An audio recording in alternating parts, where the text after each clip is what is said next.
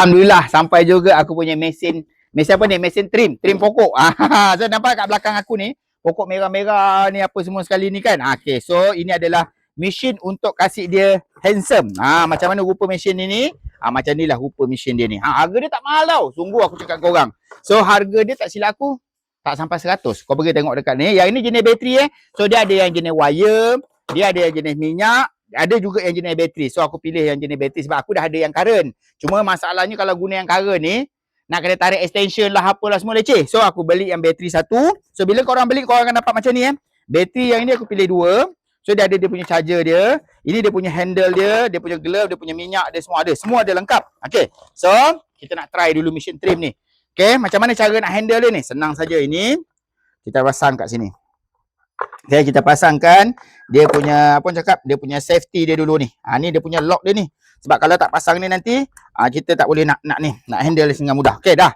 So, tengok Okay, sekejap. Kasih saya tak masuk habis lagi ke sini. Saya chance sekejap. Okay, nampak?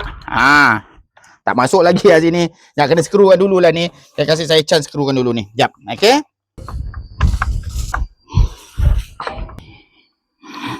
So, Alhamdulillah. So, sekarang ni aku nak sharekan dengan korang macam mana cara nak guna dia. Yang ini dia punya safety dia. Kalau korang tak lock ni, korang tak tekan ni, korang tekan dia punya button ni, dia punya mata dia tetap tak boleh jalan. Okay. So, jadinya korang kena tekan yang ini dulu. Untuk lock dia ni. Ni banyak safety dia ni. Tekan sini. Tekan sini. Lepas tu sini baru kau tekan. Baru dia boleh jalan. Okay, jom kita try ni. Tengok ni pokok ni. Tengok kat dia. Handsome tak kalau aku potong ni. Okay, kita ambil sini. Bismillahirrahmanirrahim. Automatic handsome. Senang kerja bang. Sini. Sini. Tengok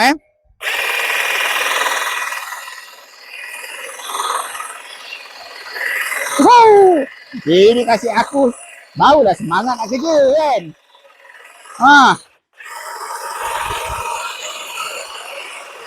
Nampak? Mudah kan kerja kan? Senang saya guna mesin ni. So, yang ini mesin aku tinggalkan kat dalam beg kuning. Kalau korang nak mesin trim ni, kau pergi tengok dalam beg kuning aku. Harga dia murah saja. Sungguh aku cakap korang. Kalau korang ada pokok kat rumah yang kau nak trim, kau boleh gunakan mesin ni. Nampak? Kerja jadi senang, jadi cepat. Badan pun tak penat. Pergi ambil kat dalam beg kuning aku punya mesin trim ni.